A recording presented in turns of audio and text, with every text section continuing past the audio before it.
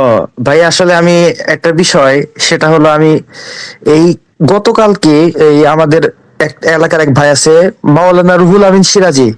ওনার একটা পোস্ট দেখলাম যে উনি আপনার সাথে একাডেমিক একটা ডিবেট করতে চাইতেছেন। সেটা বিষয় হচ্ছে নাস্তিকতার ভেরাজি মোরালিটি। ভেরাজি ভেরাজি না, ভেরাজি নাম না, রুহুল আমিন সিরাজি নাম। ও আচ্ছা, হ্যাঁ বুঝছি তো, ওইটারই আমরা ভেরাজি বলি। ওইটা তো আমার লাইভে বহুবার আসছিল, বহুবার কান্নাকাটি করে ফেরত গেছে। ওইটা যেটা মানে ওইটার ভিডিও গুলা ইউটিউবে দেয়া আছে। ওই ভেরাজি যে আমাদের লাইভে আসছিল, আয়সা কিভাবে ধরা খাইছে, কিভাবে কানতে কানতে বেরিয়েছে, এবং এটা যে মানে মানে এটারে যে উত্তম মাধ্যম দিলেও এটা যে হাসে, হে হে করে হাসে, এগুলা মানে আমার ইউটিউব চ্যানেলে আছে। ভাই এত লোয়ার লেভেলের মানে সুনাহাগারে নিয়ে কথা বইলা সময় নষ্ট করার মতো সময় আমার নাই, হ্যাঁ? এইটারে বলেন যে তুই জিত্তা গেছস, হ্যাঁ? বেরাজি তুমি জিত্তা গেছো। আসিফ মহিউদ্দিন হেরে গেছে, হ্যাঁ? আসিফ মহিউদ্দিন ভয় পাইছে, হ্যাঁ? আসিফ মহিউদ্দিন খাটের তলে লুকায় গেছে। বেরাজির নাম শুইন্না আসিফ মহিউদ্দিন এক্কারে ডরে মনে করেন খাড়ের ভিতরে ঢুইকা গেছে। ভাই আল্লাহর রাস্তায় এই সমস্ত সুনাহাগা বলদ-টলদ মাদ্রাসা থেকে পাস করা এই সমস্ত আ মুফতি মাওলানা লোয়ার লেভেলের যেগুলা কথা কইতে পারে না, একটা জিনিস জিজ্ঞেস করলে উত্তর দিতে পারে না, একটা মানে কোন নাই, বুদ্ধি-শুদ্ধিও নাই, হ্যাঁ?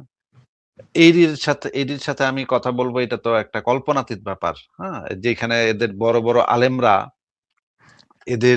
বড় আলেমরা তারা আমার নাম শুনলে প্যান্টে মুইতা দেয়, সেখানে এর সাথে আমি কথা বলতে যাব, এটা তো একটা মানে কল্পনাতীত ব্যাপার। তো আপনাকে আমি আপনার অবগতির জন্য আমি একটা ভিডিও আপনাকে আমি দিয়ে দিচ্ছি। আপনি ভিডিওটা একটু দেখবেন। ভিডিওটা দেখার পরে আপনি আ বলবেন যে এখানে কি বলা হচ্ছে বা এখানে কি আছে। আ দাঁড়ান ১ সেকেন্ড দাঁড়ান, আমি দেখাচ্ছি। আম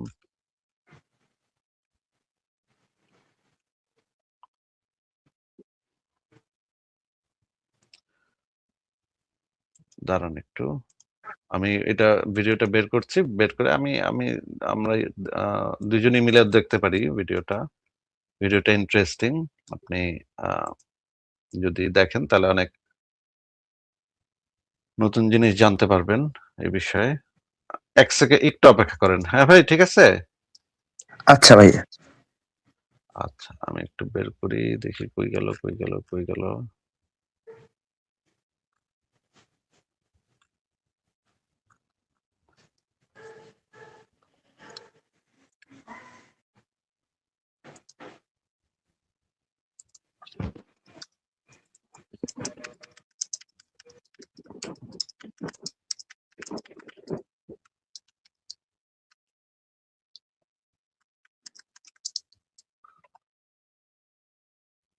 আ কই গেল, কই গেল? আচ্ছা ভাইয়া। হ্যাঁ, আপনার যদি কোন কিছু বলার থাকে বলতে থাকতে পারেন। আমি ভিডিওটা বের করতেছি। হ্যাঁ, আপনি বের করতে। আচ্ছা ভাইয়া, আপনি কি আজ পর্যন্ত কোনো একাডেমিক ডিবেট করছেন?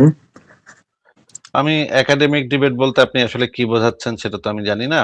একাডেমিক আমাদের যেকোনো আলোচনায় আমরা চেষ্টা করি যথাসাধ্য একাডেমিক রাখার, এবং আমাদের লেখাগুলা যথাসাধ্য একাডেমিক রাখার। একাডেমিক মানে হচ্ছে যে দলিল প্রমাণ উপস্থাপন করা সহ। যদি আপনার একাডেমিক এই জিনিসটার সংজ্ঞাটা এটা হয়, তাহলে অবশ্যই আমরা প্রত্যেকটা লাইভে, প্রত্যেকটা কথা, প্রত্যেকটা আলোচনা আমরা পুঙ্খানুপুঙ্খভাবে রেফারেন্স গুলা বের করি, স্ক্রিনে রাখি, তারপরে আমরা আলোচনা করি।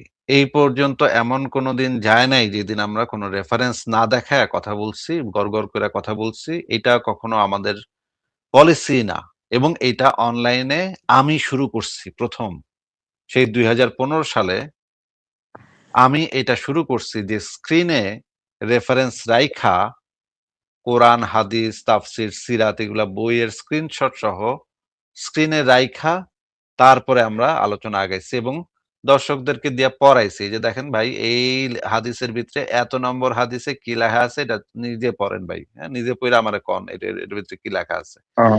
এইভাবে আমরা আমাদের প্রত্যেকটা লাইভ গত ১০-১১ বছরে যতগুলা লাইভ হইছে আমার এই পর্যন্ত, প্রত্যেকটা লাইভে আমি রেফারেন্স গুলা চোখের সামনে বাইর করছি, রেফারেন্স গুলা চেক করছি, বারবার চেক করছি, এবং দর্শকদেরকেও বলছি আপনার কাছে যদি বই থাকে আপনি বইটা বাইর করে দেখান আমারে যে আপনার বইতে কি লেখা আছে, রেফারেন্সটা বের, আমরাও পড়ি আপনার বই থেকে, আমরাও পড়ি। একাডেমিক আলোচনা মানে হচ্ছে এইভাবে রেফারেন্স উপস্থাপন করে আলোচনা। এইটা যদি আপনার একাডেমিক আলোচনার সংজ্ঞা হয়, তাহলে তো আমরা এটা প্রত্যেকটা লাইভে করছি। এমন কোন লাইভ আমাদের আপনি আমার কোন লাইভ আপনি দেখাইতে পারবেন না যেখানে আমরা কোন রেফারেন্স না দেখায়া মুখে, মুখে গড় কইরা নিজের খালি মতামত দিছি যে, আমার মনে হইতেছে যে ওমর হালায় লুইসা ছিল। ওই ফারাজ ভাই আপনার কি মনে হইতেছে? ফারাজ ভাই এখান থেকে কইল, আমারও মনে হইতেছে ভাই ওমর হালায় লুইসা ছিল। এইভাবে আমরা কখনো আলোচনা করি না। আমরা প্রত্যেকটা পয়েন্ট, প্রত্যেকটা শব্দ, প্রত্যেকটা রেফারেন্স, প্রত্যেকটা হাদিস, তাফসির, সিরাত, হাদিসের ব্যাখ্যা, কোরআনের আয়াত, কোরআনের কয়েকটা অনুবাদ, প্রত্যেকটা জিনিস আমরা স্ক্রিনে দেখায় আলোচনা করছি। এইটাকে বলা হয় প্রপার একাডেমিক আলোচনা। এটা যদি আপনার একাডেমিক আলোচনার সংজ্ঞা হয় তাহলে আমি সেটা একদম ২০১৫ সাল থেকে এই পর্যন্ত প্রত্যেক দিন করছি।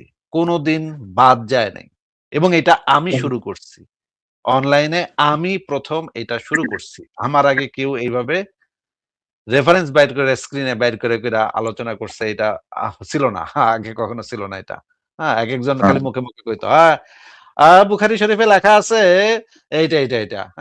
এইভাবে বলতো।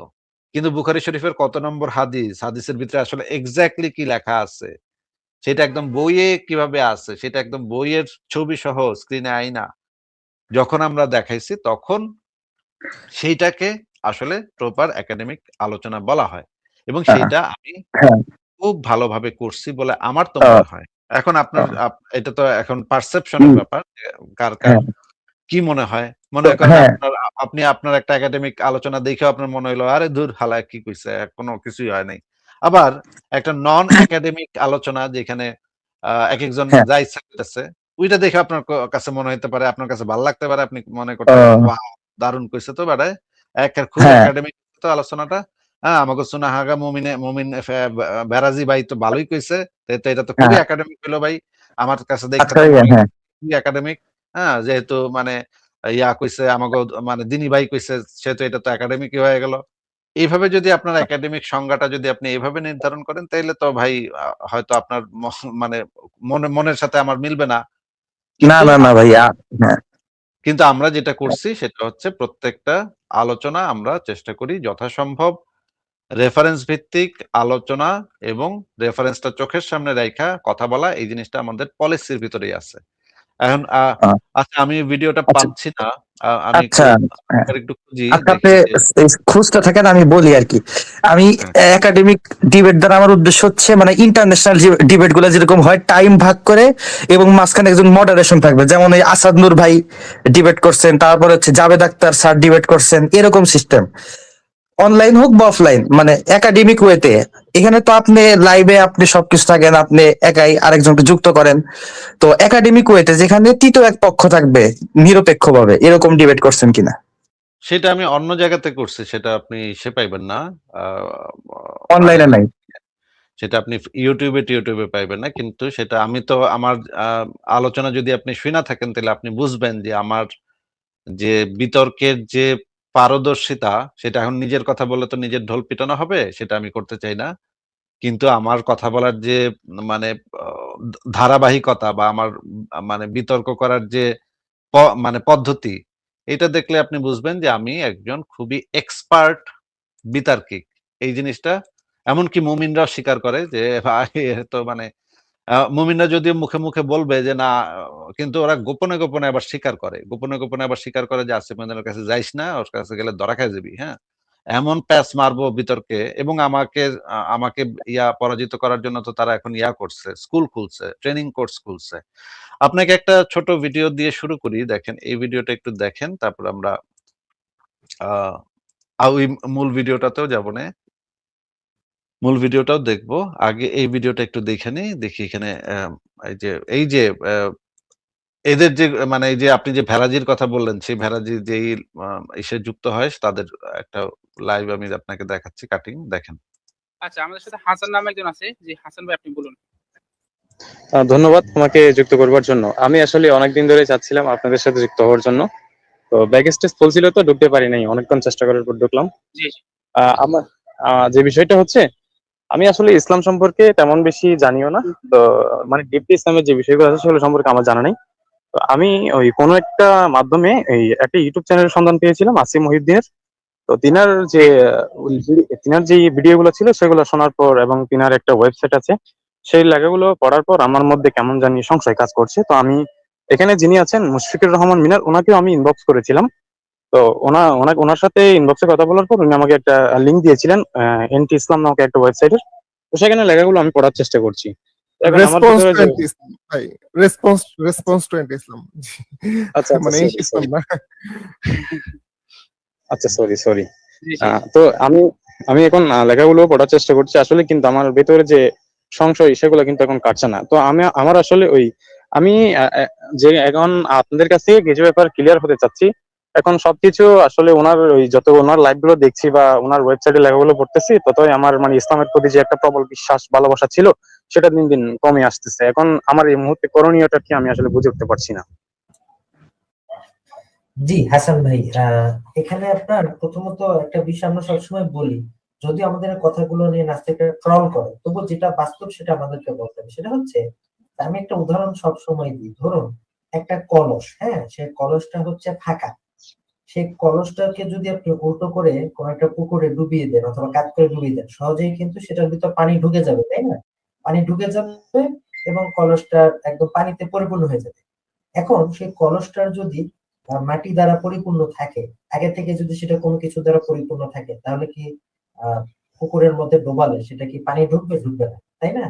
সেটা তার জি ভিতরে যেটা আছে সেটাই থাকবে। তো এখন দেখেন একটা বিষয়, আপনি নিজেই বলেন যে ইসলাম সম্পর্কে আপনার সেরকম গভীর জ্ঞান নেই, কিন্তু আপনি আবার এটাও বলেন যে আপনি আসিফ মহিউদ্দিনের আপনি আহ ফেসবুক লাইভ এবং তার ব্লগের আপনি সংস্পর্শে এসেছেন। একটা বিষয় আপনি দেখেন নাই, একজন হচ্ছে ট্রেন্ড একজন নাস্তিক, যে হচ্ছে অ্যান্টি ইসলামিক অ্যাক্টিভিজমের সাথে সে এক যুগের বেশি সময় ধরে সে জড়িত।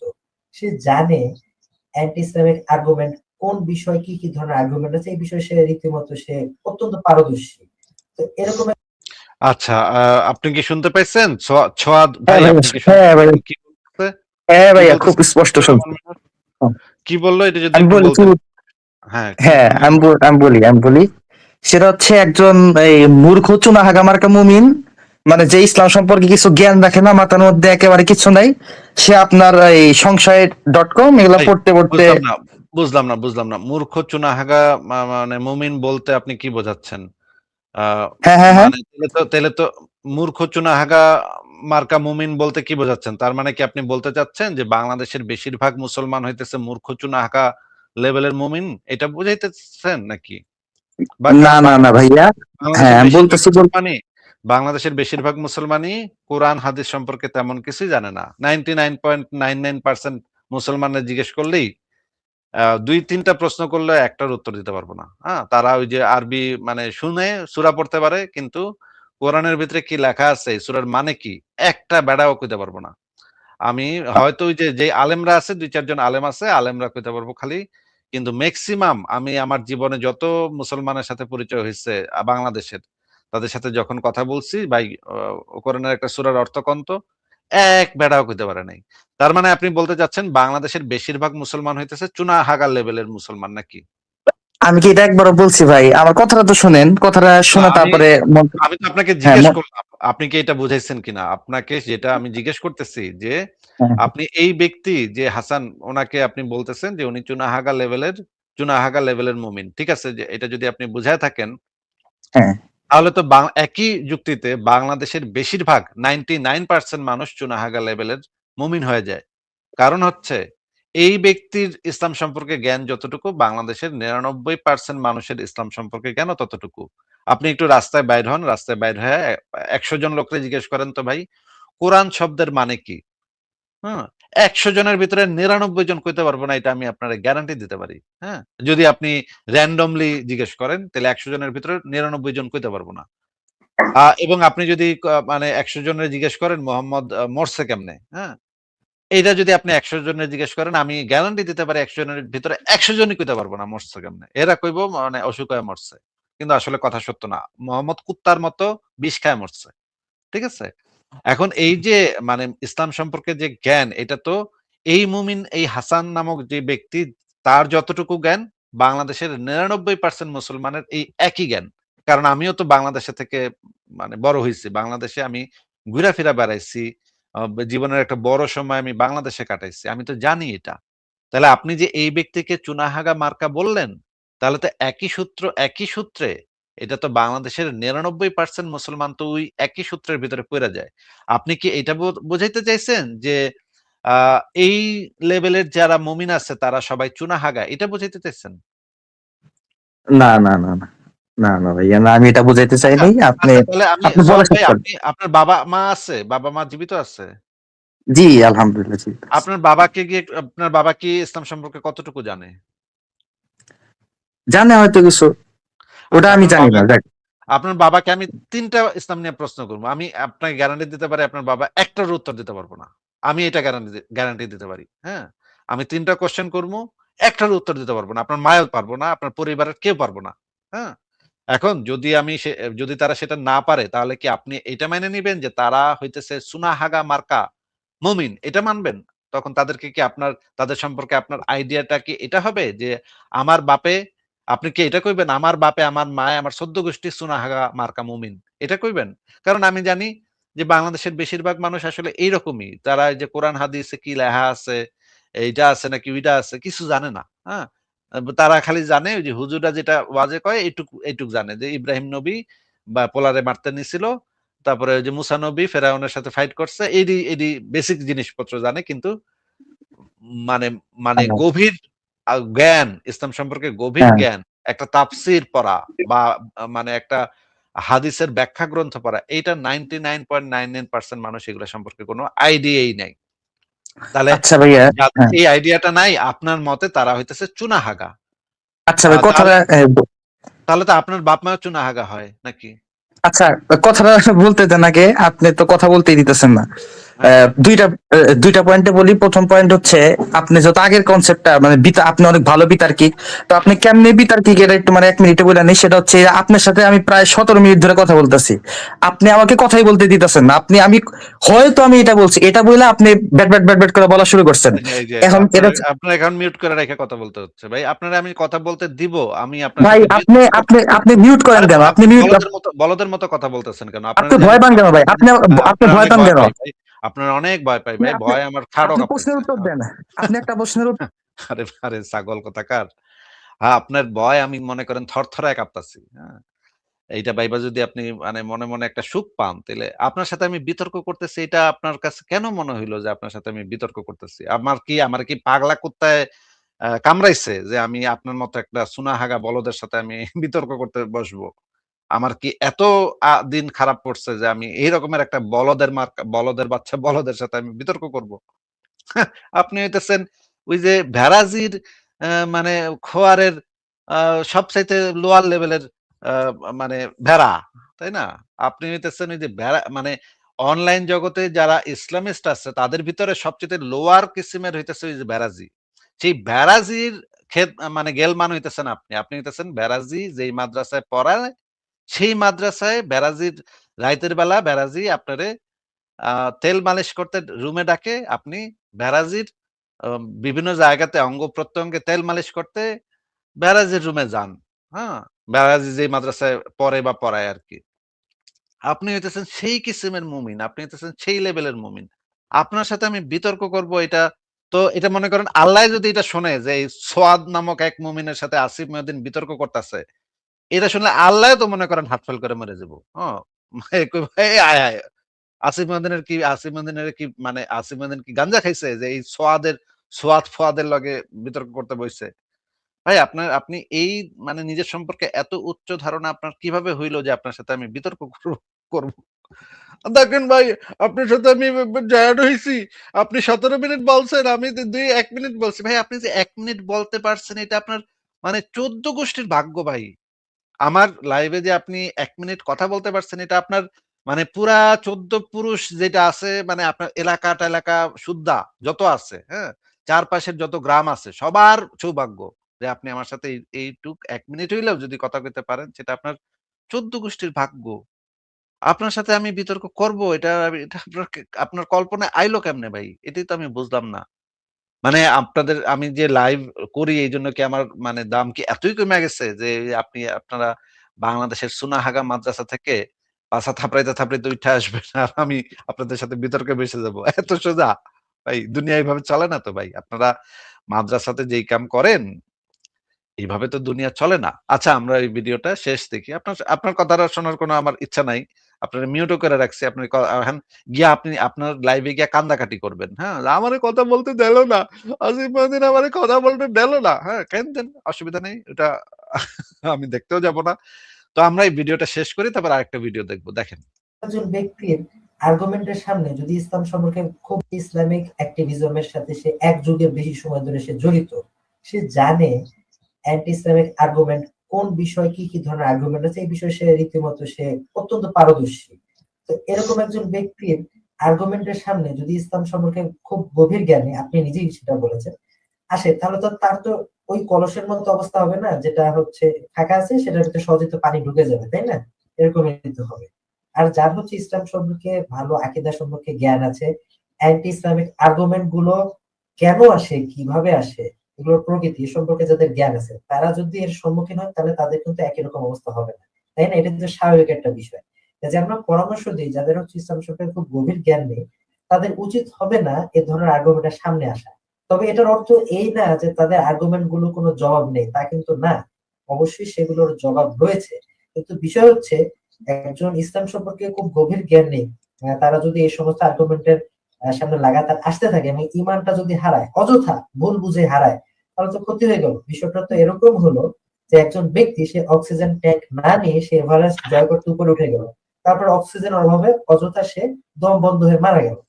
অথবা একজন দমকল কর্মী যে হচ্ছে পর্যাপ্ত সে আহ, আহ, প্রতিরোধমূলক ব্যবস্থা না নিয়ে সে আগুন নেভানোর জন্য সে ঢুকে গেল, তাহলে তো সে আগুনে পুড়ে যাবে, তাই না? এরকম বিষয় হবে। তা আমরা এটাই বলি যে সাধারণভাবে এই বিষয়গুলো সংস্পর্শে না আসাটাই হচ্ছে গুরুত্বপূর্ণ, যারা ইসলাম সম্পর্কে গভীর জ্ঞান রাখেন। আর হচ্ছে আলেম এবং দায়ীদেরকে আমরা বলি আপনারা এই বিষয়গুলো অধ্যয়ন করুন এবং নাস্তিকদের যে অপযুক্তিগুলো সেগুলোর জবাব দিন। অবশ্যই সেগুলোর জবাব রয়েছে, এটা আমরা বলি। এটা যে কেউ দেখবে না তা কিন্তু না। তা আমরা এভাবে বলি যে সাধারণ মানুষ যেন এগুলো থেকে দূরে থাকে, এটা আমরা সবসময় বলি। আচ্ছা আমরা দেখলাম যে মুশফিক মিয়া সাবধান করে দিল যে এই যে মানে সাধারণ মুসলমানরা যেন এখানে না যায়, এগুলা না শুনে। কারণ ঈমান কিন্তু দুর্বল হয়ে যেতে পারে। হ্যাঁ? যেকোনো সময় কিন্তু এই নাস্তিকরা এতই ইয়া যে ঈমান ধরে এমন জোরে টানটা হ্যাচকা টানটা দিব রে ভাই, নাস্তিকরা, হ্যাঁ? এক্কেরে ঈমান এক্কেরে শেষ। হ্যাঁ? ঈমানের এক্কেবারে 14 টা। হ্যাঁ?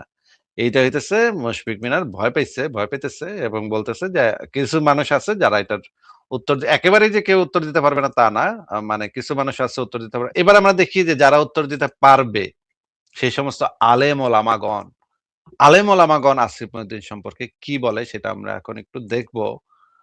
যে বাংলাদেশের সবচাইতে প্রখ্যাত আলেম ওলামাগণ আসিফ মহিউদ্দিন সম্পর্কে কি বলে সেটাও আমরা এখন একটু দেখবো। এই যে এই সমস্ত চুনাহাগা মুমিনের একদম পরদাদার উপরের লেভেলের যে আলেমরা আছে, মানে একেবারে টপ আলেম, বাংলাদেশের সবচাইতে টপ আলেম গুলা যেগুলো আছে তারা কি বলে সেটা একটু শুনি আমরা। শুনেন।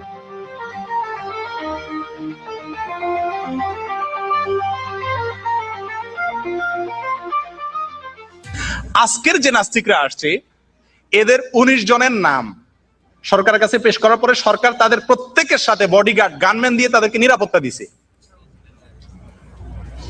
এদের ভিতরে আসিফ মহিউদ্দিন একজন আছে,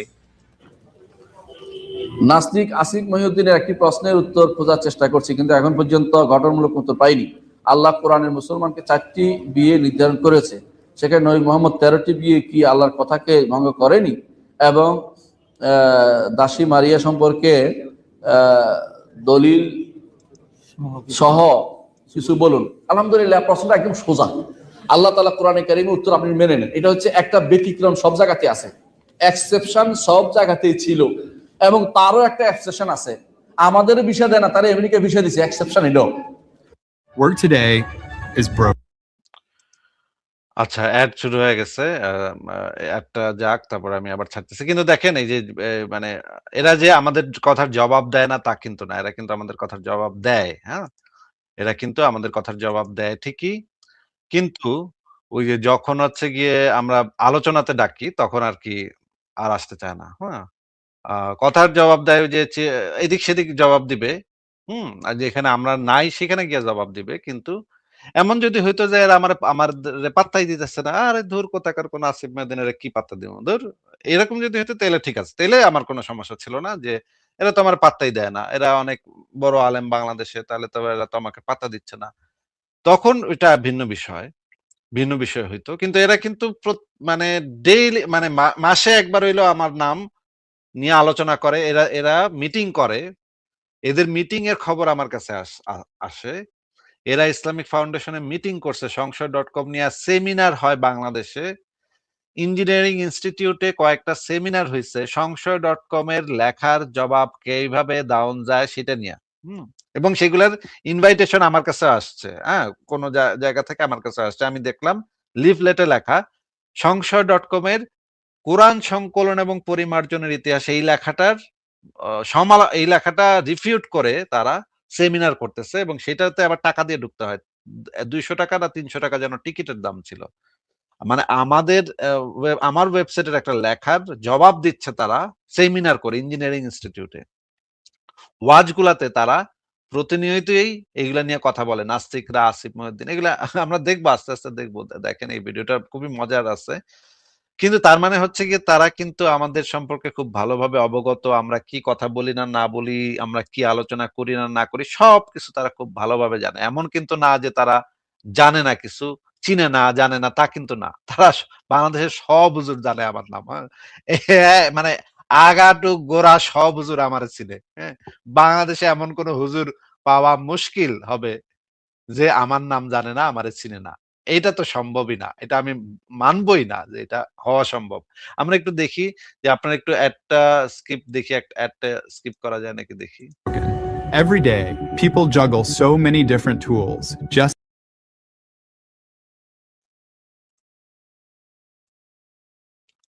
and contexts we rely on. Asif মহিউদ্দিনকে তোমার যে বিষয় দিছে কি জন্য? তোমার নাস্তিকতার জন্য তোমার বিষয় দিছে। এটা তো একটা এক্সেপশন। আমার তো বিষয় দেয় না দেওয়ার জন্য। কেন? আমি দাঁড়িয়ে গেলাম মানুষ, মোদি ইউনিভার্সিটি পড়ছি, আমার বিষয় দিবেই না। তো সোজা কথা, তো এক্সেপশন তো তোমার দিছে কেন? তুমি তো নাস্তিক এই জন্য। প্রাণপ্রিয় মুসলিয়ান, আপনারা অনেকেই হয়তো জানেন, সোশ্যাল মিডিয়াতে দেখে থাকবেন, এই মাসের 16 ফেব্রুয়ারি বাংলাদেশের ইতিহাসের সবচেয়ে বড় যে নাস্তিক আসিফ মহিউদ্দিন, তার সাথে আমার একটা বিতর্ক, একটা ডিবেট হওয়ার কথা ছিল ফেস দ্য পিপল সাগর সাহেবের সেই পেজে। আমাদের মুফতি শেখ এনায়েতুল্লাহ আব্বাসী সাহেব যেই পেজে শাহরিয়ার কবির এবং ডাক্তার জাফরুল্লাহ স্যারের সাথে ডিবেটে এসেছিলেন, সেই একই পেজে এই কুখ্যাত নাস্তিক আসিফ মহিউদ্দিনের সাথে আমার একটা ডিবেট হওয়ার কথা ছিল। কিন্তু দেশি বিদেশি ভেতরের এবং বাহিরের অনেক ষড়যন্ত্রের ফলে উপস্থাপক যিনি, এই পেজের অ্যাডমিন যিনি, তিনি এটা থেকে সরে আসতে বাধ্য হয়েছেন। কারণ আমি সবচাইতে বড় জিনিস যেটা বলবো সেটা হচ্ছে আমরা মুসলমানরাই মুসলমানদের সবচাইতে বড় শত্রু। আসসালামু আলাইকুম। আচ্ছা, আপনারা দেখলেন যে যিনি এই যে আল আজহার বিশ্ববিদ্যালয়ের যে সৈয়দ গোলাম কিবরিয়া, উনি কিন্তু আহ আল আজহার বিশ্ববিদ্যালয় থেকে সম্ভবত পিএইচডি করছে। এই ভদ্রলোক বলতেছে যে এই যে ফেস দ্য পিপলের যে লাইভটা হওয়ার কথা ছিল এর সাথে আমার, এটা কিন্তু মুমিনরা হুমকি দিয়ে বন্ধ করাইছে। হ্যাঁ, আসিফ মহিউদ্দিনের সাথে তুই কোন আলেম যেন আসিফ মহিউদ্দিনের সাথে না বসে। আসিফ মহিউদ্দিনের সাথে বসলে আলেমের লুঙ্গি খুইলা, ইসলামের লুঙ্গি খুইলা ন্যাংটা কইরা উড়াই দিবে। হ্যাঁ, নবীরে উত্তা কইরা পুন্দায় দিবে। এইটা মুমিনরা ঠিকই বুঝছে। এই কারণে তারা গিয়া ওই ফেস দ্য পিপল পেজে গিয়া লাখ লাখ গালিগালাজ শুরু করছে। মানে ওই যে সাগর সাহেব আমাকে ফোন করে বলতেছে, ভাই এটা কি হইতেছে? আমি এই যে বিতর্কের যে ছবিটা পোস্ট করার পর থেকে একেবারে লাখ লাখ লাখ লাখ মানুষ আমারে হুমকি ধামকি দিতেছে যে এই লাইভ বন্ধ কর। নাস্তিক আসিফ মহিউদ্দিন যদি লাইভে আসে তাইলে কিন্তু ইসলামের একেবারে খবর আয় যাবো। একে সব ন্যাংটা করে দিয়ে দেব। হ্যাঁ? এই লাইভ হন যাইব না, এই লাইভ প্রচার করলে খবর আছে, ইসলামের খবর আছে। এরা গিয়া মানে প্রেসার ক্রিয়েট করা হুমকি ধামকি দিয়ে সাগর সাহেবকে হুমকি দিয়া তারপর এই লাইভটা বন্ধ করাইছে। এবং এই যে গোলাম কিবরিয়া উনি কিন্তু লাইভটা করতে চাইছিল, লাইভটা ওনার খুবই ইচ্ছা ছিল লাইভটা করার, কিন্তু ওই মুমিনদের চাপে এনায়েতুল্লাহ আব্বাসী নাকি ফোন দিয়া ধমক দিছে সাগরে যে আই আপনি আসিফ মহিউদ্দিনের সাথে কি এর লাইভ, এ লাইভে আইলে একে ন্যাংটা করে দিব, হ্যাঁ একেবারে কান্দা ছেড়ে দিব। তখন আর কি সাগর সাহেব এটা বন্ধ করে দিচ্ছে। হ্যাঁ, তো তারপরে আমরা দেখি, শুনি, আরো শুনি। এটা বলবো সেটা হচ্ছে আমরা মুসলমানরাই আমাদের মুসলমানদের সবচাইতে বড় শত্রু। আসসালামু আলাইকুম। আমরা বিভিন্ন সময়ে বিভিন্ন পাঠকের একটা কিউরিওসিটি, তাদের একটা কমন জিজ্ঞাসা থাকে যে বিভিন্ন জন যেমন আসিফ মহিউদ্দিন বা এরকম আরো যারা আছে তাদের সাথে কেন মোজাম্মেল স্যার ডিবেট করেন না। তারা প্রায় সময় আগ্রহ দেখান যে এদের সাথে বা এরকম আরো অনেকের সাথে স্যার যদি একটা ডিবেটে আসেন, কিন্তু স্যার কেন ডিবেট করতে যাচ্ছেন না সেটা কখনো ওদেরকে অ্যান্সার করা হয় নাই। আমি চাচ্ছি স্যার এটা নিয়ে কিছু কথা বলুক। না আসলে মানে অন ক্যামেরা আমার মানে এই জিনিসটা আমি ওকে আমি বলছি যে this is a plain confession, যে অনেকেই অনেক কিছু অনেক রেফারেন্স যেভাবে জানে আমি আসলে তত কিছু জানি না। মানে আমার জানাটা হচ্ছে more argument base, argumentative and conceptual. অনেক বেশি রেফারেন্স বলা, একটা বিষয়ে অনেক তথ্য বলা, এটা কি হয়েছে সেটা কি হয়েছে এটা বলা, এটা আসলে আমি পারি না। ওকে, তো যারা আসিফ মহিউদ্দিনের কথা বলছে বা আরো কি নাম বলছে ইত্যাদি বলছে, হ্যাঁ আমিও ওনাদের অনেকগুলো শুনেছি। অনেক পড়াশোনা করে, অনেক স্ক্রিনশট নেয়, অনেক তথ্য বলে, অনেক রেফারেন্স ইনফরমেশন অনেক কিছু নিয়ে আসে, অনেক হিস্ট্রি দ্বারা নিয়ে আসে, এগুলো আসলে আমি পারি না। আচ্ছা, এই যে একটু আগে যে মোজাম্মেলকে দেখলেন, মোজাম্মেল সাহেব উনি হচ্ছেন চট্টগ্রাম বিশ্ববিদ্যালয়ের ফিলোসফির বোধহয় কোনো একজন সহকারী শিক্ষক বা লেকচারার বা অ্যাসিস্ট্যান্ট প্রফেসর এরকম কিছু একটা। তো এই লোকও বলতেছে যে আসিফ মহিউদ্দিন যে এত দলিল আনে, এত রেফারেন্স আনে, আমি তো এটা পারবো না। হ্যাঁ, এখন এই মোজাম্মেল সে হচ্ছে গিয়ে ফেসবুকে লিখছে আয়েশার বয়স নাকি বিয়ের সময় 17-18 ছিল। আমি তাকে মেসেজ পাঠাইলাম যে মোজাম্মেল সাহেব আপনি লিখলেন যে আয়েশার বয়স নাকি বিয়ের সময় 17-18 ছিল। আমি এটা নিয়ে আপনার সাথে একটু আলাপ করতে চাই, আপনার উপরে আপনার প্রতি সম্মান রেখে আলাপ করব, আসেন আমরা একটু আলোচনা করি, আপনি আমাকে একটু দেখায় দেন যে এটা আপনি কোথায় পাইলেন যে আয়েশার বয়স 17-18 ছিল বিয়ের সময়। এইটার রেফারেন্স কি, রেফারেন্সটা আমি একটু আপনার কাছ থেকে বুঝে নিতে চাই, একটু আসেন আমার সাথে লাইভে একটু কথা বলি। সে বলতেছে না আমি এটা বিশ্বাস করি আয়েশার বয়স 17 ছিল, আমি এ নিয়ে বিতর্ক করতে চাই না।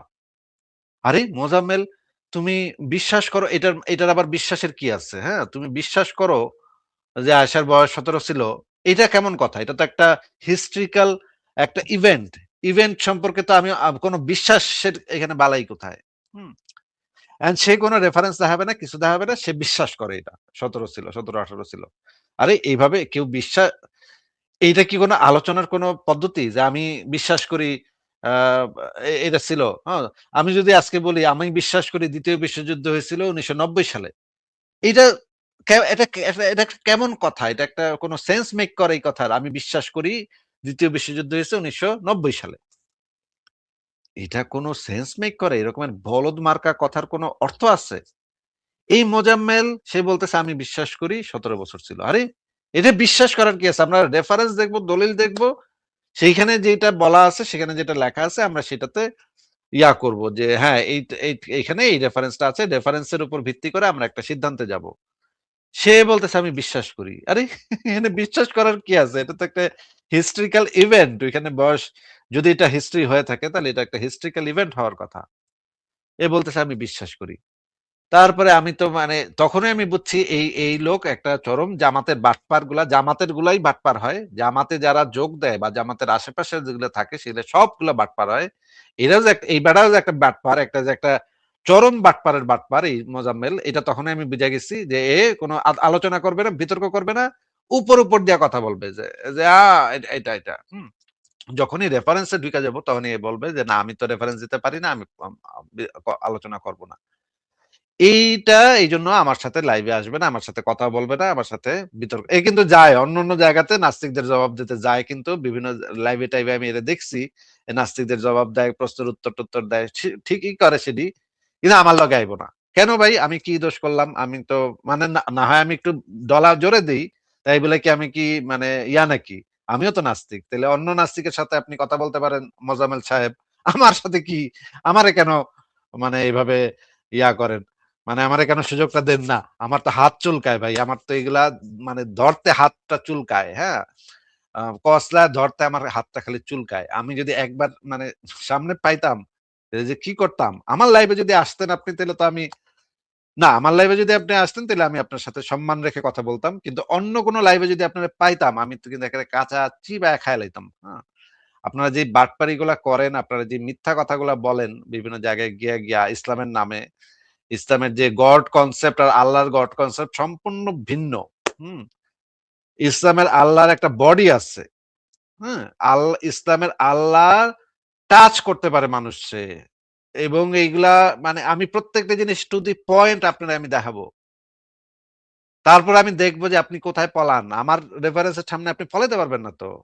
কোন চিপা দিয়ে পলাইতে পারবেন না। আমি এক্কারে সব দরজা বন্ধ করে আলোচনা করতে বসি, হ্যাঁ? এইজন্য আপনি নিশ্চয়ই বুঝতে পারতেছেন আমার যে কনফিডেন্স আছে, এটা তো নিশ্চয়ই বুঝতে পারতেছেন, এবং আপনি আমারে চিনেনও, আমার লাইভ দেখছেনও, তাহলে আসতে সমস্যাটা কোথায়? আসেন কথাবার্তা বলি। হাই হ্যালো করতেও আসেন একদিন। হাই হ্যালো করে যান আমার সাথে লাইভে। হাই হ্যালো আচ্ছা ঠিক আছে যান, আপনি আপনার কথা কন লাগবে না ইসলাম নিয়ে। আপনি হাই হ্যালো করে যান একদিন। হাই হ্যালো করতে আসেন। তাও কথা বলি আসেন। একটা আলোচনার একটা দরজা খুলুক, তার সমস্যাটা তো নাই কোনো। যান, আমি কিছু বলব না ইসলাম সম্পর্কে। আপনি আসেন, আইসা কথা বলেন। এই যেখানে যেই আলেমরা আছে সবাই আসেন একদিন। কথা বইলা যান। নরমাল কথাবার্তা বইলা যান। কেমন আছি, ভালো আছি নাকি? এটা বইলা যান। হ্যাঁ, আচ্ছা ঠিক আছে পরের নিয়ে আসে, এগুলো আসলে আমি পারি না। জি সাগর ভাই, আপনাকে ধন্যবাদ। আপনি এর আগেও আমাকে আপনার সাথে সম্পৃক্ত করতে চেয়েছিলেন সেভ দ্য পিপলে, আমি বিভিন্ন কারণে সেখানে সম্পৃক্ত হতে পারিনি।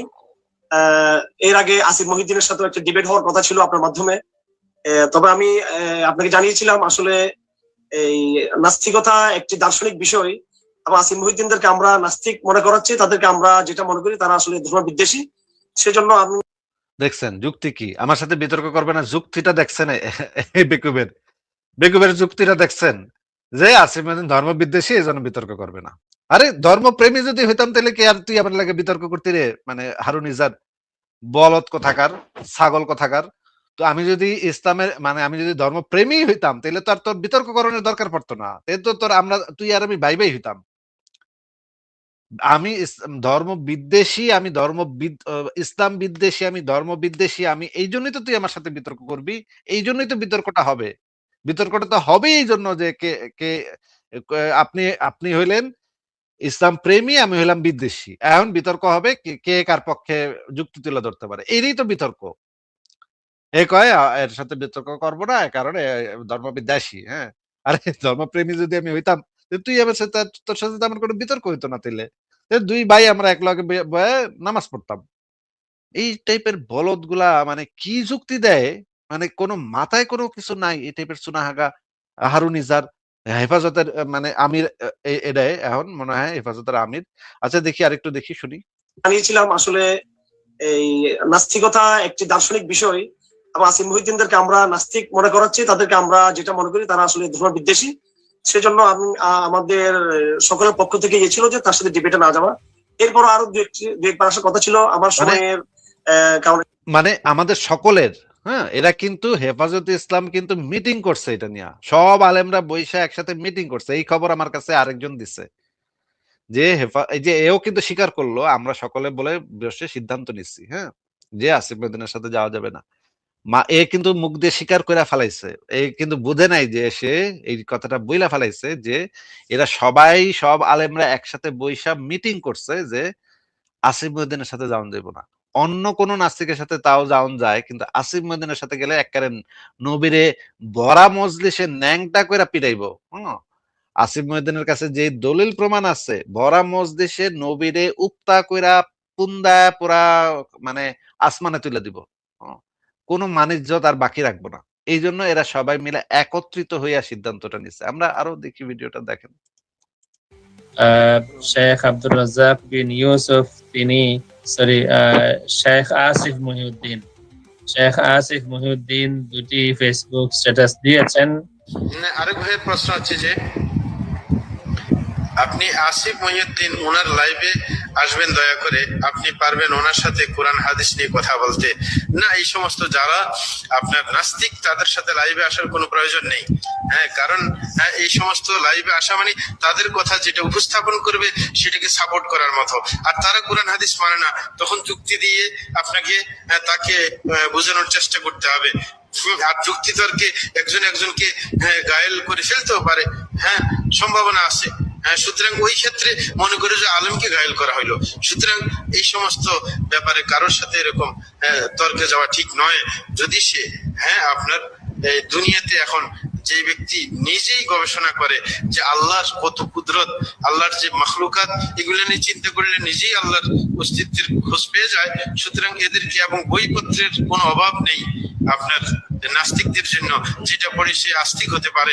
সুতরাং এই সমস্ত বখাটের সাথে আপনার এরকম লাইভ দিয়ে লাইভ প্রোগ্রামে গিয়ে নিজের সময় নষ্ট করা, নিজের ব্রেন নষ্ট করার কোনো মানে হয় না।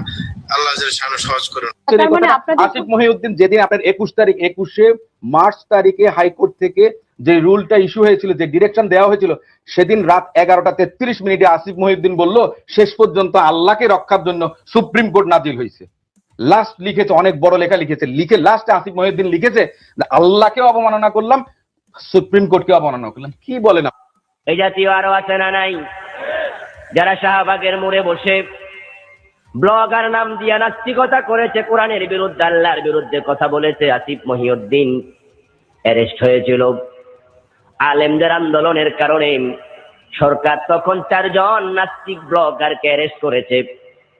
তার মাঝে একজনের নাম ছিল আসিফ মহিউদ্দিন। সে তার ব্লগে লিখেছে শাহবাগের মোড়ে যদি আল্লাহ নেমে আসে সে আল্লাহকেও ফাঁসি দিয়ে দেবে। নাউযুবিল্লাহ।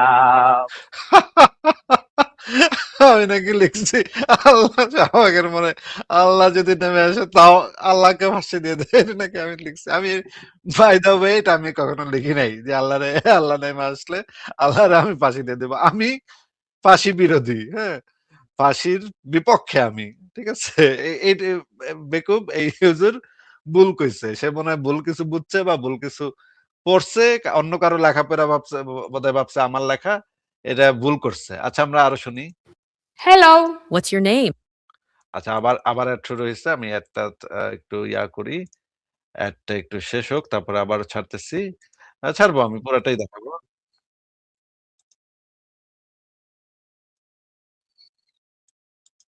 আচ্ছা আবার দিচ্ছি, আবার শেয়ার দিচ্ছি। আপনারা পুরো ভিডিওটাই দেখবো। হুজুররা এক একটা হুজুরকে ধরছি, এক একটা হুজুরকে ধইরা যা করছি আমরা, এগুলা তো হুজুররা এখন অস্বীকার করতে পারবে না। যা ঘটার ঘটনা কিন্তু ঘইটা গেছে। হ্যাঁ, এখন কিন্তু আর লাভ নাই এই সমস্ত চাপাবাজি কইরা যে অমুক হুজুর কেন আসবে আপনার সাথে। আরে তোর অমুক হুজুর যদি না আসে তাহলে আমারে নিয়ে কথা কস কে? তুই জবাব তো তুই দিতাছস যে আসিফ মহিউদ্দিনের জবাব দিতেছি, হ্যাঁ, ভিডিও বানাইতেছস তোরা। ওইটাই তুই আমার সামনে এসে ক। তুই তো এমন না যে তুই আসিফ মহিউদ্দিনের সাথে মানে আসিফ মহিউদ্দিনের জবাব তুই দিতেছস না, তুই তো দিতেছস জবাব। তাহলে আমার সামনে বৈশা জবাব দিলে তো সেটা পারফেক্ট জবাব হইতো, তাই না? আমি সরাসরি মানে প্রশ্নের মাঝে মাঝে ছোট ছোট প্রশ্ন থাকলে আমি ক্লিয়ার হয়ে নিতাম, তাই না? আমার তো পাল্টা মানে কাউন্টার থাকতে পারে, কাউন্টার কোশ্চেনও থাকতে পারে, তাই না? দেখেন আপনারা, এই যে ভিডিওটা আরো ছাড়তেছি, দেখেন। দর্শক, ভিডিওটিতে আপনারা দেখবেন নাস্তিকদের পক্ষ থেকে যখন বাংলাদেশের প্রখ্যাত স্কলারদের সাথে যোগাযোগ করে আলোচনার জন্য আমন্ত্রণ জানানো হয়, তখন তারা জবাবে কি বলেন। হ্যালো, আসসালামু আলাইকুম শাইখ, আশা করছি আপনি ভালো আছেন। ভালো আছি আলহামদুলিল্লাহ। জি শাইখ, আপনার সাথে কি 2 মিনিট কথা বলা যাবে একটু? বলেন। জি, আমি মাতুব্বর আজাদ অভিজিৎ বলছিলাম সংসার.com থেকে। আসিফ মহিউদ্দিন যেই ওয়েবসাইটটা চালায় আপনি তো নিশ্চয়ই চেনেন ওনাকে, জার্মানিতে থাকেন। তো শায়েখ আপনি তো প্রায় ওনার বিভিন্ন প্রশ্নের উত্তর দেন ইউটিউবে এবং দেখা যায় যে আপনি প্রতিপক্ষ ছাড়া জবাব দিচ্ছেন। তো উনার সাথে কথা বললে সরাসরি কথা বললে কি ভালো হতো না? তাহলে উনিও সুযোগ পেতে কথা বলার, আপনিও কথা বলতেন, আমরাও শুনতে পারতাম, একটা ভালো বিতর্ক দেখতে পারতাম। উনি আপনার সাথে কথা বলতে চাচ্ছিলেন, আপনি কি বলেন? উনি এই মুহূর্তে লাইনেও আছেন। হ্যালো আসিফ। কথা বলবো না। না, আমি ওই সমস্ত নাস্তিকের সাথে কথা বলি না।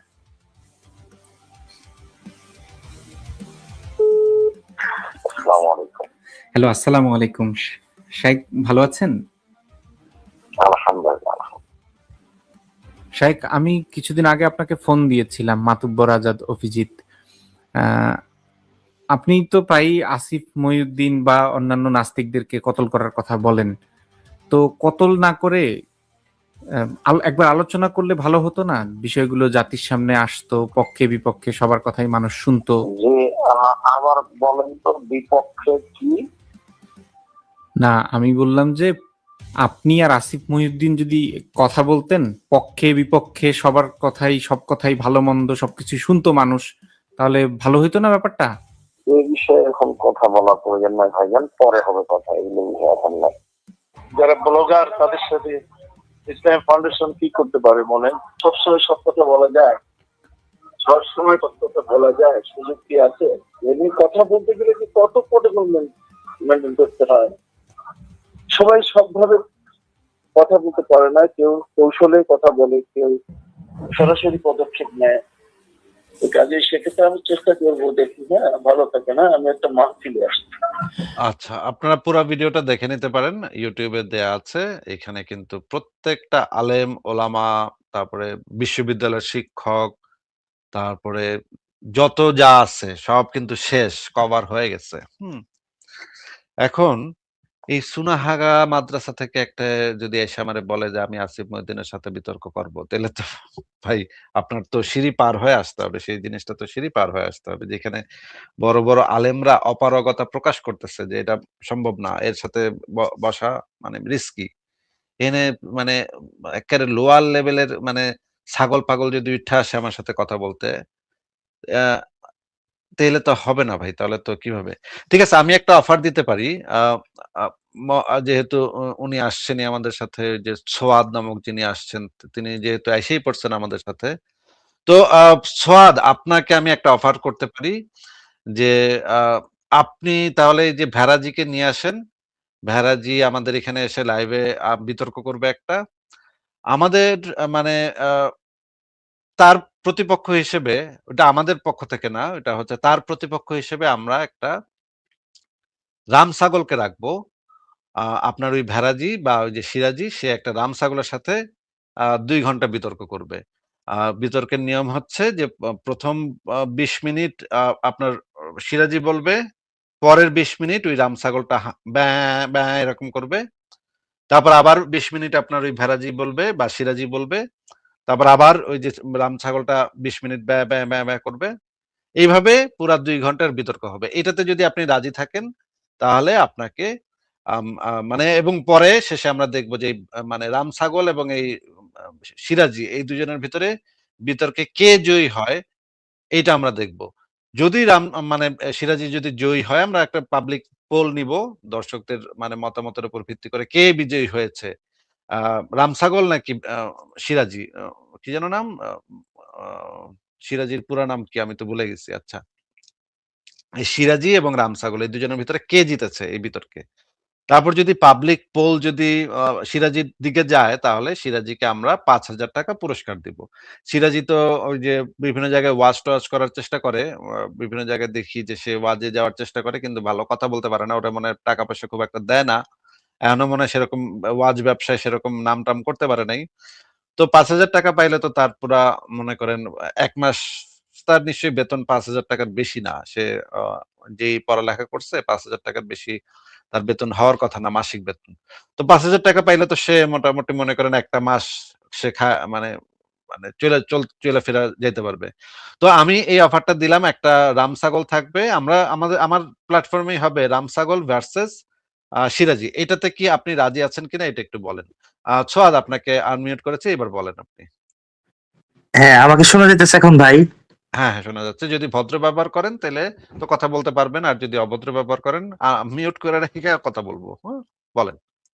না ভাইয়া, আসলে অভদ্র না, সেটা হচ্ছে বিষয়টা হচ্ছে আপনি 15 বছর যাবত কোন একাডেমিক ডিবেট করেন নাই, এখনো আপনি ডিবেট করতে চাইতেছেন না, আপনি উল্টা পাল্টা একাডেমি ডিবেট করছি নাকি না করছি সেটার উত্তর অলরেডি দেয়া হয়ে গেছে। আপনাকে যেটা জিজ্ঞেস করছি সব উত্তর দেয়া হয়ে গেছে। আপনাকে যেটা জিজ্ঞেস করছি যে ওই যে ভেরাজি, আপনার যে হুজুর, আপনার যে বড় হুজুর যার রুমে রাতের বেলা আপনি তেল নিয়ে যান, ঢুকেন এবং আপনার এই যে ভেরাজি হুজুর আপনার বিশেষ তার বিশেষ জায়গায় আপনি গিয়ে তেল মালিশ করেন এবং কি না কি করেন আমরা তো এত ভালো জানি না, ডিটেলস এ বলতে পারবো না। তবে যেটা বোঝা যাচ্ছে যে আপনি নিয়মিত রাতের বেলা তেল নিয়ে আপনার ভেরাজির রুমে যান। তো ভেরাজিকে আমি এই অফারটা দিলাম। আপনি যেহেতু অফারটা শুনছেন, এখন আর আপনি বারবার করতেছেন, এখন আর আপনার কথা শোনার আমার কোনো ইচ্ছা আর নাই। আপনাকে যেটুক এই কয়েক সেকেন্ড কথা বলতে সুযোগ দিচ্ছি, এটা আপনার মনে করেন ভেরাজিরও 14 গোষ্ঠীর ভাগ্য। ঠিক আছে? মানে আপনারা এখন ধন্য হয়ে গেছেন। হ্যাঁ? আপনাদেরকে আমি আজকে ধন্য করে দিলাম। তো আপনি যেটা করবেন, ভেরাজিকে গিয়ে বলবেন, তো ভেরাজির সাথে আমরা একটা রাম ছাগলের বিতর্কের আহ্বান জানাইছি। রাম ছাগল ভার্সেস ভেরাজি। সেখানে ভেরাজি থাকবে এবং রাম ছাগল থাকবে। ভেরাজি যদি জিততে পারে ওই বিতর্কে, তাহলে আমি আমার পক্ষ থেকে ৫,০০০ টাকা, সংশয়.com এর পক্ষ থেকে ৫,০০০ টাকা তাকে পুরস্কার দেওয়া হবে। এটা আপনি ভেরাজিকে বলে দিন, এবং আপনিও যদি সেই বিতর্কে অংশ নিতে চান, ওই কন্ডিশনে একই, আপনাদের বিতর্ক করতে হবে একটা রাম ছাগলের সাথে। হ্যাঁ? রাম ছাগল ব্যাঁ করবে আর আপনারা ওইদিকে বিপক্ষে কথা বলবেন। তো ২ পক্ষ মানে এই ২ টা হইলে মানে মান সমান থাকে। হ্যাঁ? লেভেলটা সমান থাকে। কিন্তু যদি আপনি বাংলাদেশের টপ ৩ জন নাস্তিক কে, এটা যদি একটা লিস্ট করেন, তাইলে খুবই পরিষ্কারভাবে আমার নাম সেখানে থাকবেই। বাংলাদেশের টপ ৩ জন নাস্তিক, বাংলাদেশের টপ ৩ জন সংশয়বাদী, মুক্ত চিন্তার মানুষ যদি আপনি লিস্ট করেন, তাহলে ৩ জন রাখলে ৩ জনের ভিতরে আমার নাম থাকবেই। এখন আপনাদের যদি সত্যিই বিতর্ক করার বা আলোচনা করার একটা ইচ্ছা থাকে সৎভাবে, তাহলে আপনাদের উচিত ইসলামের পক্ষে যারা টপ ৩ জন আছে, বাংলাদেশের যারা টপ ৩ জন, এই যে মনে করেন এই ভেরাজিরে আপনি নিয়ে আইলেন। ভেরাজি জিতলেই কার কি গেল আইলো, হারলেই কার কি গেল আইলো। আমাদের তো কোনো ভেরাজির সাথে কথা বলে তো আমাদের কারোর কোনো লাভ নাই। কারণ ভেরাজিরে কেউ চিনে না। হ্যাঁ? এমনকি মুমিনরাও এরে লাইভের থেকে বাইর করে দেয়। হ্যাঁ? এই বলদ জিতলেই কি আর হারলেই কি? এটা দিয়ে তো আমাদের কোনো ফায়দা নাই। এরে হারায় তো আমরা কোনো ফায়দা করতে পারব না। আমরা তো ইসলামকে মানে আল্লাহ, নবী এগুলোর পাছায় লাথি মেরা নবীর মোহাম্মদের পাছার হাড্ডি ভেঙে দিতে চাই। হ্যাঁ? এটা হচ্ছে আমাদের লক্ষ্য। এখন বেরাজিরে মাইরা আমাদের লাভ কি? বেরাজি তো চুনোপুঁটি। আমরা তো একেবারে আ আল্লাহর পাছায় গিয়ে লাথি মারতে চাই। হ্যাঁ? এখন এই আল্লাহর পাছায় লাথি মারতে হইলে তো আমাদের ভালোভাবে লাথি মারতে হবে। এখন আপনি যদি এই রকমের বেড়া-বোরা নিয়ে আসেন আমাদের সামনে, বেড়া মেরা আমাদের হবেটা কি? আপনারা যাকে চ্যালেঞ্জ করতেছেন, আমি বাংলাদেশের টপ ৩ জন নাস্তিকের ভেতরে একজন। এবং আপনাদেরকেও সেই সমকক্ষতা বজায় রাখতে হবে। লেভেলটা বজায় রাখতে হবে যে বাংলাদেশের ইসলামিস্টদের মধ্যে টপ ৩ জন কে? সেই ৩ জনের ভেতরে একজন নিয়ে আসবেন। এইটা হইলে ২ জনের লেভেলটা সমান হয়। ২ পক্ষ সবসময় সমান থাকতে হয়। এই যে মানে যাদের মতাদর্শ, মনে করেন কমিউনিজমের বিএনপির পক্ষে ৩ জন, টপ ৩ জন কে? আওয়ামী লীগের পক্ষে টপ ৩ জন কে? এই টপ ৩ জনের ভিতরে যদি আপনারা বিতর্ক আয়োজন করেন, তখন সেটা হবে একটা ভালো ডিবেট। ঠিক আছে? কিন্তু যদি আপনি মনে করেন বিএনপির পক্ষ থেকে আপনি আনলেন তারেক রহমান রে, আর আওয়ামী লীগের পক্ষ থেকে আনলেন ওই যে চুয়াঙ্গামারা উপজেলার আ ছাত্রলীগের আ সংস্কৃতি বিষয়ক সম্পাদক। হুম? এরে যদি আপনি আনেন, এই ২ জনের তো ম্যাচ হচ্ছে না। একজন হইতেছে বিএনপির আ মহাসচিব, আরেকজন হইতেছে ছাত্রলীগের চুয়াঙ্গামারা, বেড়ামারা উপজেলার ছাত্রলীগের অমুক মানে এই সংস্কৃতি বিষয়ক সাধারণ সম্পাদক। এই ২ জনের তো বিতর্ক হয় না ভাই। আপনারা এটা যদি মানে আপনারা বুঝেন এই জিনিসগুলা, ভালো করেই বুঝেন যে এইভাবে তো বিতর্ক হয় না। বিতর্ক করতে হইলে যে ২ টা মতাদর্শ, সেই মতাদর্শের মধ্যে যখন বিতর্ক হবে, তখন মতাদর্শের ভিতরে টপ যারা আছে তাদেরকে আনতে হয়। হুম? মানে হচ্ছে মনে করেন আপনি গণতন্ত্র এবং কমিউনিজমের ভিতরে যদি বিতর্ক করেন, তাহলে কারে আনবেন? গণতন্ত্র হইলে আপনি গণতন্ত্রের যারা টপ আছে তাদের আব্রাহাম লিঙ্কনরে মনে করেন আনলেন, হ্যাঁ? যদিও সেটা সম্ভব না, কিন্তু মনে করেন আব্রাহাম লিঙ্কন হইলো গণতন্ত্রের একজন অন্যতম গুরুত্বপূর্ণ প্রবক্তা। বা ফ্রেঞ্চ রেভলিউশনের কোন একজন মানে গণতন্ত্র যারা সাপোর্ট করতো তাদের একজনকে আনতে পারেন। আর কমিউনিজম হইলে তখন আনতে হবে মার্কস রে বা লেনিন রে বা স্ট্যালিন রে বা মাও সেতুং রে, এই কয়েকজনের ভিতরে আনতে হবে আপনার। তো ২ টা মতাদর্শের ভিতরে যারা টপ লেভেলে আছে তাদের ভিতরে বিতর্ক হইলে তখন সেটা বিতর্ক হয়। একটা মতাদর্শের টপ লেভেল এবং আরেকটা মতাদর্শের সবচাইতে লোয়ার লেভেল সুনাহাগা ভেরেঙ্গামারা উপজেলার মানে মাদ্রাসার একটা পোলারে নিয়ে আসলেন আপনি। তাহলে তো এটা তো হয় না ভাই। হ্যাঁ? এইজন্য আপনাকে ভালোভাবে বুঝাইলাম জিনিসটা এবং প্রত্যেকটা জিনিস আমি দেখায় দিলাম আপনাকে, ভিডিও সহ দেখায় দিলাম।